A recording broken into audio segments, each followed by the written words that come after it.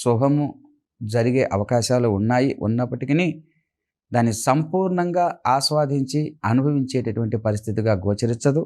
మీరు ఎవరైతే మంచి అనుకుంటున్నారో చెడ్డవారినే మీరు మంచిగా భావించి వారిని నమ్ముతారు, నమ్మి మోసపోతారు, నష్టం జరుగుతుంది. జాగ్రత్తగా ఎవరిని పడితే వారిని నమ్మకూడదు. రెండవ అంకె 0. ఆరోగ్యపరమైనటువంటి సమస్యలు తలెత్తే అవకాశాలున్నాయి. ఆరోగ్యం విషయంలో జాగ్రత్తలు అవసరం. శస్త్రచికిత్సలు కొద్దిపాటి శస్త్రచికిత్సలు ఉండే అవకాశాలు కూడా గోచరిస్తూ ఉన్నాయి. ఔషధ సేవ తప్పదు.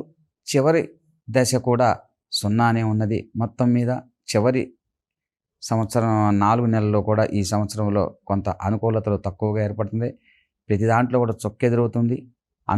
అనుకున్నట్లుగా జరగకపోవటం, మనస్తాపానికి గురి కావటం, మీ మాటకు విలువ లేకుండా పోవటం, పెద్దలను విస్మరించటం, పిల్లలు మిమ్మల్ని మీ మాటని లెక్క చేయకపోవటం, తదనుగుణంగా మీరు చింతనకు గురి కావటం జరుగుతూ ఉంటుంది.